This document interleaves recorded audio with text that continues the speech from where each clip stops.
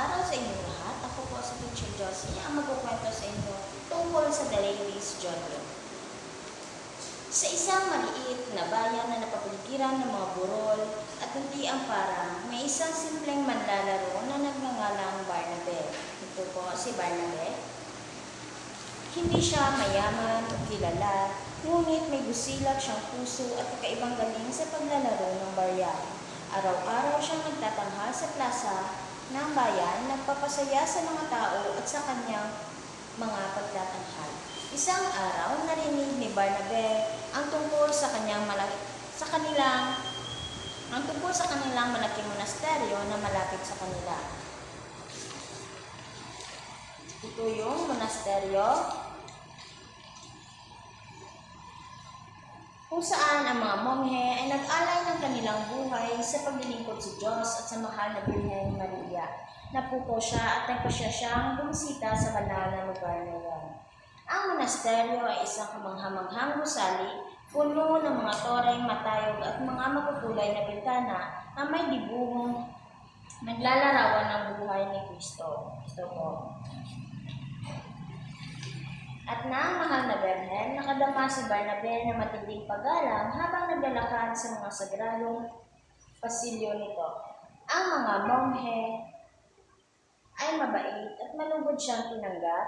Ginugol nila ang kanilang araw sa panalangin, pagtatanim sa hardin at paglikha ng magandang sining bilang alay sa mahal na Birhen Maria.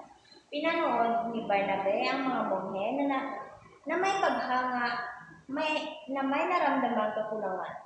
Hindi siya marunong magpinta, mag-ukit, o gumawa ng musika. Ang tanging talento niya ay ang paglalaro ng barya. Nagtaka siya kung paano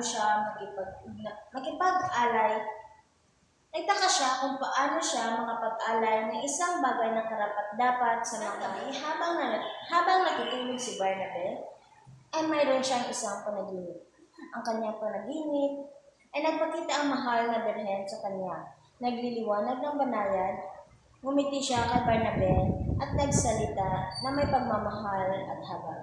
Barnabe, ang busilak mong puso at napakumbabang espiritu ay sapat na ialay mo ang iyong paglalaro ng barya ng may pagmamahal at debosyon at ito ang magiging higit pa sa sapat. Kinabukasan, nagpunta si Barnabe sa kapilya ng monasteryo. Tumayo siya sa harap ng estatwa ng mahal na Birhen at nagsimula maglaro ng barya. Naglaro siya ng buong puso. Bawat hagis at salo ay isang panalangin ng debosyon. Ang kanyang pagtatanghal ay simpleng ngunit punong ng sinseridad at naglalaro si Barnabe. Nagtipon ang mga monghe, nagtataka sa kaguluhan. Pinanood nila siya ng tahimik, nabighani sa kalinisan ng kanyang ginagawa. Biglang, isang himala ang naganap. Ang estatwa ng mahal na Birhen ay tila nabuhay. Ngumiti siya pababa kay Barnabe at isang malambot na liwanag ng langit ang bumalot sa kanya. Lumuhod ang mga monghe sa pagkamangha. Natanto nilang sila ay saksi sa banal na sandali. Nang matapos ni Barnabe, lumuhod siya sa harap ng estatwa. Luha ng tuwa ang dumaloy sa kanyang mukha. Alam niyang tinanggap ang kanyang simpleng alay mula noon. Patuloy na naglalaro si Barnabe ng barya para sa mahal na Birhen at pinangaralan siya ng mga monghe bilang isang tunay na lingkod na Diyos.